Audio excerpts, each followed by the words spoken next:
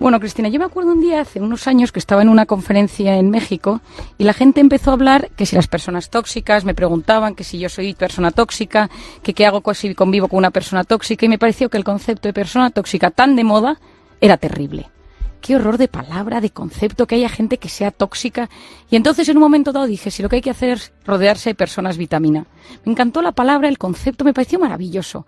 Y lo que hice, a partir de ese momento, fue empezar a investigar qué producía en nuestro organismo la toxicidad de algunas personas y qué era una persona vitamina y qué efecto producía. Bueno, ahora vamos a dar la clave química, que tiene lo suyo, pero es verdad que hay personas que te cambian la vida muy positivamente, que según aparecen simplemente con su mirada, con su saber estar, con su sonrisa, producen en uno un bienestar y van como haciendo que las cosas encajen. Y hay otras que tienen el don de generar un problema. Efectivamente, hay una serie de personas... Es así, ¿verdad? Es así, y todos sabemos, y estoy convencido que todos nuestros oyentes ahora mismo están visualizando a alguien que les sube el cortisol, porque esto viene por el famoso cortisol del que hemos hablado. El cortisol es la hormona del estrés y se activa en los momentos de alerta. Es una hormona cíclica, tiene que ser bajita por la noche, sube por la noche hasta las 8 de la mañana, que tiene su pico más alto, y es una hormona que nos regula. Pero cuando uno está estresado, preocupado por algo, o está pasando una situación complicada, genera cortisol a todas horas y se intoxica de cortisol. Bueno, pues hay personas que son capaces de intoxicarnos de cortisol. Entonces yo siempre digo que no son tóxicas, sino que es tóxico el efecto que produce en ti porque te suben el cortisol. Y son personas que tienen una serie de características que en el libro las detallo de forma muy precisa para que uno las identifique. O, en el caso de que así sea, uno diga, uy, no vaya a ser que yo tenga alguna de estas cosas. El envidioso, o sea, el que sufre cuando al resto le va bien, el que amarga la vida a las personas, es decir, esa persona que de repente te nubla el día porque llegas y ya te está diciendo algo negativo. Por supuesto los negativos, las personas que lo critican todo, que esto desgraciadamente pues pasa mucho, ¿no? Y que parece que une la crítica, esas personas que le ponen drama a todo, esas personas que te hacen sufrir, que no te entienden, que no te escuchan, que te juzgan. Y en el libro las detallo una por una con ejemplos concretos. Y luego, en cambio, hay una serie de personas que llegas, te miran, te sonríen, te dan un abrazo, te comprenden, te hacen una escucha activa muy bonita y automáticamente te sientes bien. ¿Qué ha sucedido? Que se ha activado la oxitocina.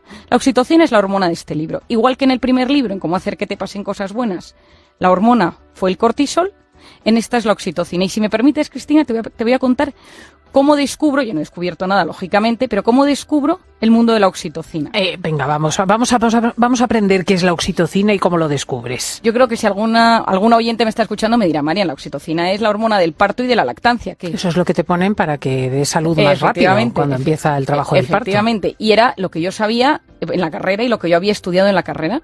Y entonces estaba yo un día, había nacido mi tercer hijo, había nacido Javier y estaba yo con la lactancia y entre toma y toma me crucé Madrid, al centro de Madrid a un congreso donde presentaban un nuevo fármaco.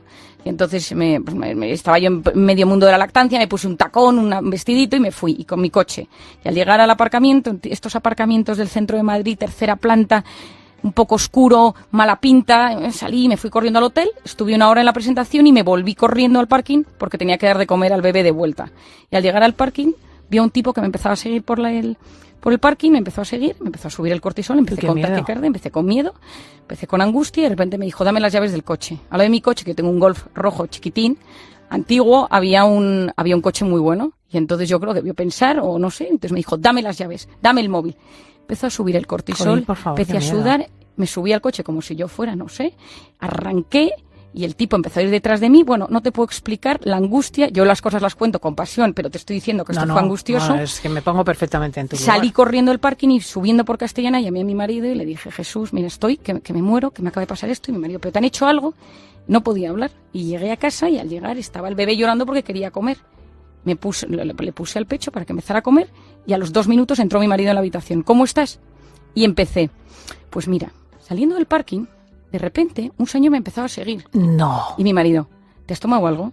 ¿Qué has hecho? ¿Cómo te has relajado tan rápido? ¿La lactancia te había sedado? Y entonces de repente dije, ¿y si la oxitocina bajara el cortisol? Y entonces terminé en ese momento de comer y empecé a buscar y descubrí que yo no he descubierto nada, pero que se sabía que a más niveles de oxitocina, menos niveles de cortisol. Y dije, pues yo tengo que escribir un libro sobre cómo estimular la oxitocina. Pero qué bueno. Claro. ¿Y hay otras cosas que podamos hacer para generar oxitocina en un momento de crisis? Aparte de dar de mamar a un hijo, porque claro, no vamos a ponernos unos a los pechos de otros.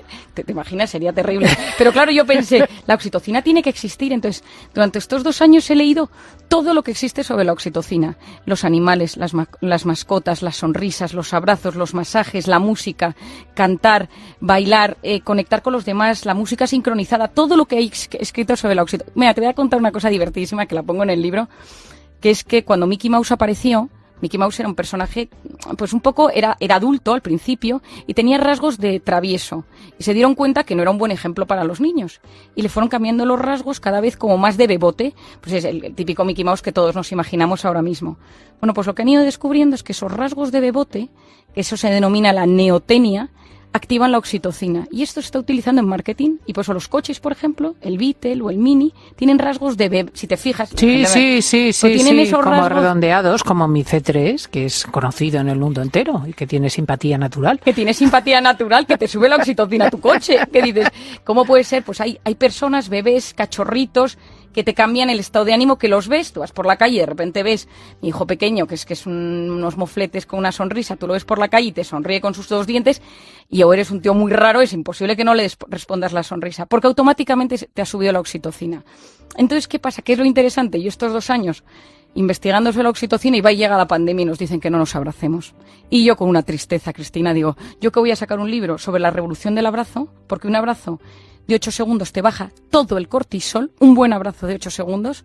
Y yo dije, ¿y ahora qué hacemos? Porque claro, y hay una parte del libro que lo explico, está demostrado científicamente que no tocarnos naturalmente tiene unas consecuencias gravísimas. Gravísimas, y de hecho lo explico porque hay un estudio brutal en Estados Unidos a principios del siglo XX, cómo los bebés que no eran tocados, porque se pensaba que era mucho mejor que ellos solitos estuvieran en sus cunitas, muchos de ellos morían.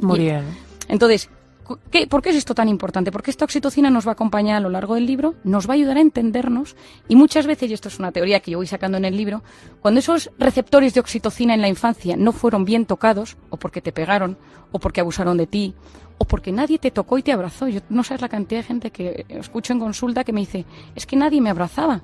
Yo estaba en un sitio donde mis padres se peleaban, mis hermanos no me hacían caso, la gente era muy arisca, y ese abrazo, esos receptores están como ansiosos de recibir cariño.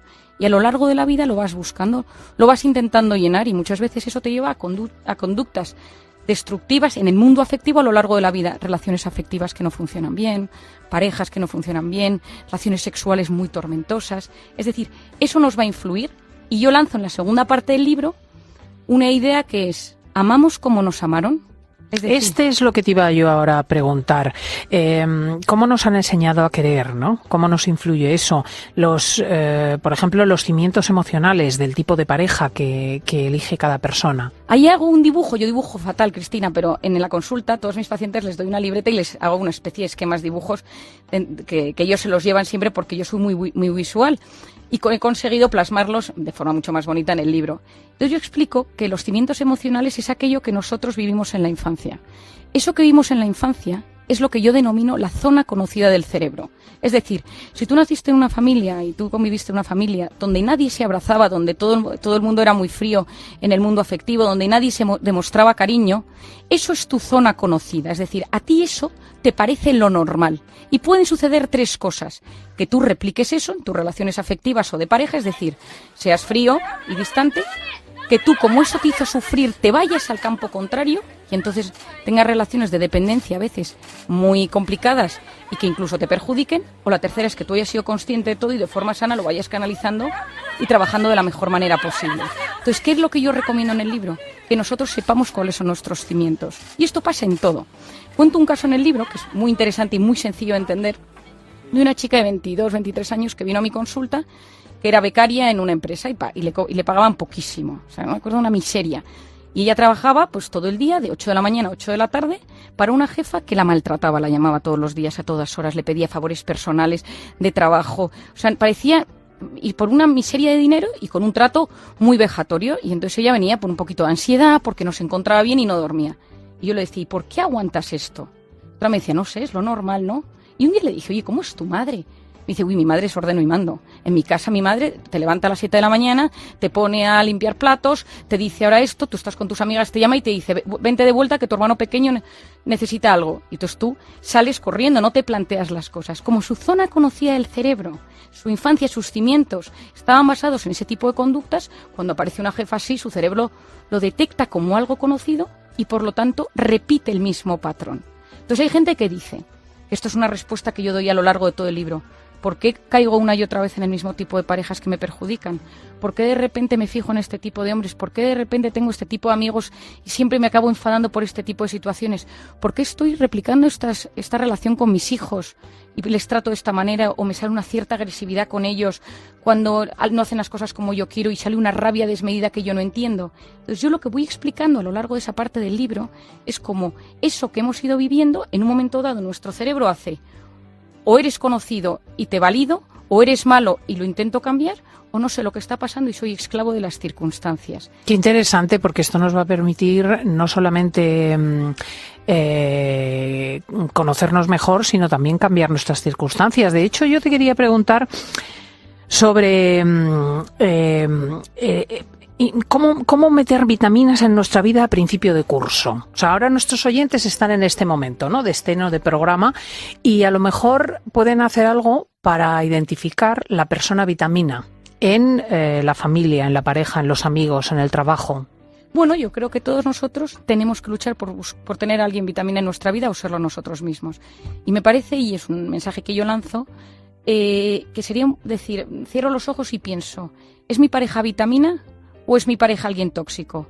¿Es mi hijo persona vitamina o es mi hijo persona tóxica para mí? Hay personas que no es que sean tóxicas, sino que nos sacan de nuestra zona de confort. Es decir, puede ser que tú tengas un jefe que como te exige mucho te parece tóxico, pero en verdad lo que está intentando es sacar algo de ti que está ahí latente y tú lo ves como tóxico. Y a veces el ser humano es un poco débil en algunos temas y dice, bueno, es que tengo una cantidad de gente tóxica a mi alrededor, lo que tienes es gente que te exige y a ti no te gusta que te exijan. Yo lo que busco y lo que quiero es que todo el mundo tenga a alguien que si tiene un momento malo sabe que puede recurrir a esa persona. Es decir, yo digo, la gente me pregunta, ¿cómo sé si tengo una persona vitamina cerca? Pues imagínate un escenario malo, ¿a quién llamarías? ¿A quién te apetece abrazar? ¿Quién te apetece que te sonríe y te escuche? ¿Quién sabes que te va a escuchar sin juzgarte? Yo creo que eso es clave, ¿no? O sea, para mí una persona vitamina es esa que te escucha y parece que el tiempo se para a su lado y en ese momento no te está juzgando. Porque lo peor es que la gente cuando te está escuchando te está dando la solución y te está mirando con cara de, mira, esto es una exageración, esto no es para tanto. Y ahí la incomprensión y el dolor es mucho peor. En el libro explico una cosa, Cristina, que a mí me impresionó una barbaridad, que es el dolor social, que me lo leí hace un tiempo y me marcó muchísimo, y es que nuestro cerebro a veces sufre dolor físico, te pegan un raquetazo o te dan en la espinilla y tienes un dolor horrible. Pero cuando tú tienes dolor social, que es que te sientes humillado, juzgado, poco entendido, solo, incomprendido, se activa la misma zona del cerebro que si te dan un golpe físico. Fíjate, ¿eh? La misma zona, el circuito cingulado anterior. Sí. Es decir, que el dolor social duele de verdad. Y sabemos que esa persona vitamina alivia en ese momento esa zona del cerebro y te genera un bienestar. La persona que más sabe de oxitocina en el mundo, o al menos que yo sepa, es Paul Zak, que es un neuroeconomista, es decir, mezcla neurología, economía, va midiendo la oxitocina a gente que se casa, a gente que se pelea, a gente que invierte en bolsa, a todo tipo de gente, ¿no? Y tiene varios libros, en la pandemia lo he leído todo sobre él, o sea, soy una experta sobre él. Y él dice que hay que abrazar 8 veces al día. Entonces, abrazar 8 veces al día. Vamos tomando nota en este principio de curso. Entonces, me dirán los oyentes, pero Marian, y la pandemia y la variante, hay que abrazar 8 veces al día. Entonces, ponte la mascarilla, ponte una escafandra, o alguien de tu entorno, puedes abrazar 8 veces a la misma persona. Claro, de la burbuja. De la burbuja, pero abraza. O sea, no te quedes sin abrazar. ¿Y si vivo solo? Que te den un masaje, por ejemplo. Claro. Las mascotas, en el libro le dedico un apartado a las mascotas. Sabemos hoy en día que la gente que tiene mascotas... Que sí, que mi gata es uno de los motivos de mi felicidad. Vamos. Oye, me lo creo. Bueno, hay historias. Yo he leído como en un momento dije, oxitocina y animales. Bueno, o sea, no te puedo explicar. He tenido que hacer un resumen porque hay cientos de artículos, especialmente en Estados Unidos, pero en todas partes del mundo, de la conexión que existe entre el mundo animal y las personas, y como el perro, el gato, el caballo, por ejemplo, a tu lado, de repente te genera un bienestar, y porque todo lo que se produce... Que se acerca, se pone a ronronear a tu lado o empieza a estirarse de una forma inverosímil con un placer extraordinario, tú te mimetizas también, te estiras también y estoy segura de que te sube la oxitocina. ¡Qué barbaridad! Claro. Me lo creo. Es bonito esto que estás contando, porque efectivamente con como se ha generalizado el concepto de persona tóxica, nos hemos ido especializando en evitarlas, ¿no? Las personas que son vengativas o que hablan mal de ti o que te chantajean emocionalmente, que constituyen un elemento de presión, de tristeza, de censura, pues todas esas cosas las vamos evitando. Pero claro, hay un trabajo quizá más importante, que es el de identificar a aquellas personas a las que merece la pena seguir, que merece la pena tener en el propio entorno, ¿no? ¿Y cómo fomentar esto en el mundo del trabajo, por ejemplo, la vitaminosis laboral? Me encanta lo de vitaminosis, te lo voy a coger, no lo había pensado. Pues bueno, para que tú te hagas una idea, yo en el libro cuento una historia divertidísima y apasionante que me pasó con un repartidor de Globo.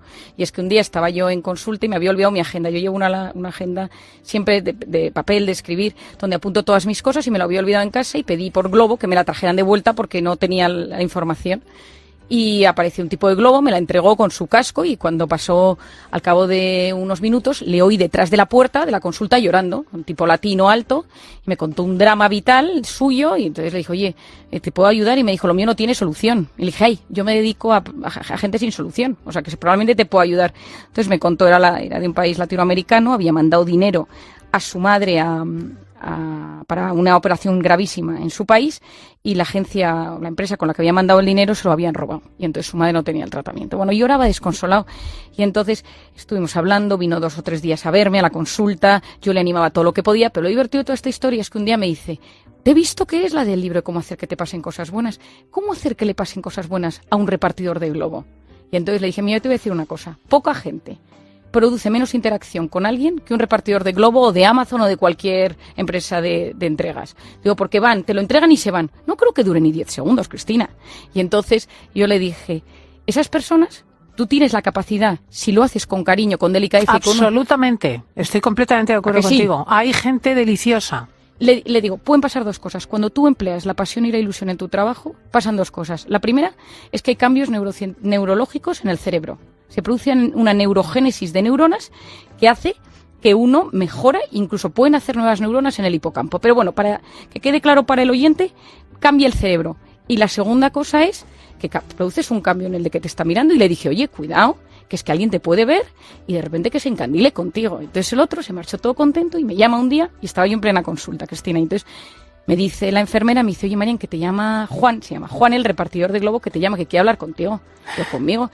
Le digo, oye, Juan, ¿qué pasa? Y dice, mira, Marian, estoy haciendo tu sistema. Ahora voy con las cosas y sonrío, le digo su nombre, es usted fulanito, y estoy en una casa a las afueras de Madrid, que he traído una cosa de comida, me atendió un señor muy elegante y le he dicho, aquí traigo su comida, que la disfrute.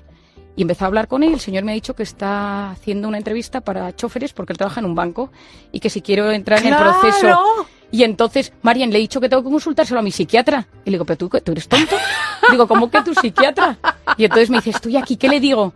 Digo, dile que es un tío muy normal y que hablo yo con él. Y le contrató. Y entonces Juan me dijo, sácame tú un próximo libro, porque cuando le metes pasión e ilusión a tu trabajo y te conviertes en vitamina para los que te observan, es que se producen cambios en el equipo, se producen cambios en la salud. ¿Quién no ha enfermado, Cristina, por un ambiente tóxico en el trabajo? Absolutamente. Bueno, pues esto es Encuentra tu persona vitamina. Rojas, muchísimas gracias.